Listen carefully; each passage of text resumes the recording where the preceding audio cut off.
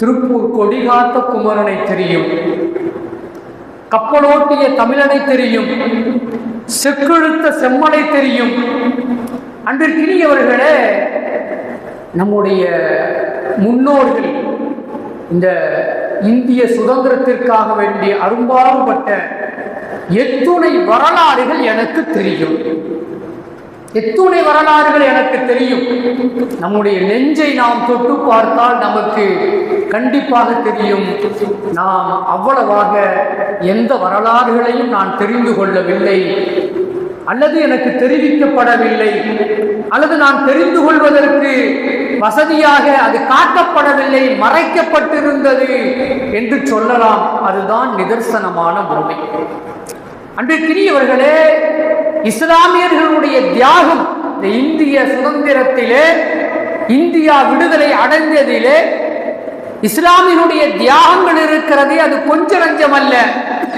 இந்திய விடுதலைக்காக சிறை சென்று உயிரை தியாகம் செய்தவர்களிலே இந்திய நாட்டிலே யார் அதிகம் என்று சொன்னால், அன்பிற்கினியவர்களே, இந்திய மக்கள் தொகையிலே, அன்றைய காலகட்டத்திலே இந்திய மக்கள் தொகையிலே பின்தங்கி இருந்த இஸ்லாமியர்கள் தான் அதிகம் சதவிகிதம் தங்களுடைய உயிர்களை கொடுத்திருக்கிறார்கள், சிறைச்சாலைக்கு சென்றிருக்கிறார்கள், ரத்தம் சிந்திருக்கிறார்கள் என்பதை குஷ்வந்த் சிங் என்று சொல்லப்படக்கூடிய எழுத்தாளர், பாராளுமன்ற உறுப்பினர், 1975 என்று நினைக்கின்றேன், அப்பொழுது பாராளுமன்ற உறுப்பினராக இருந்தவர், அவர் ஒரு பத்திரிகையிலே கட்டுரை எழுதியிருக்கிறார்.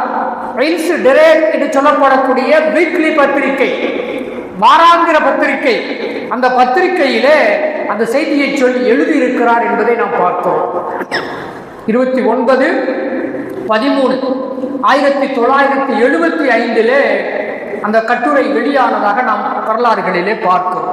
அவர் சொல்ல வர்றது என்னங்க, இந்திய மக்கள் தொகையிலே அதிகமாக தங்களுடைய சதவிகிதத்தை விட அதிகமானவர்கள் போராட்ட களங்களிலே இருந்து போராடி இருக்கிறார்கள், உயிரை கொடுத்திருக்கிறார்கள் என்று தன்னுடைய கட்டுரையிலே அவர் எழுதுகிறார்.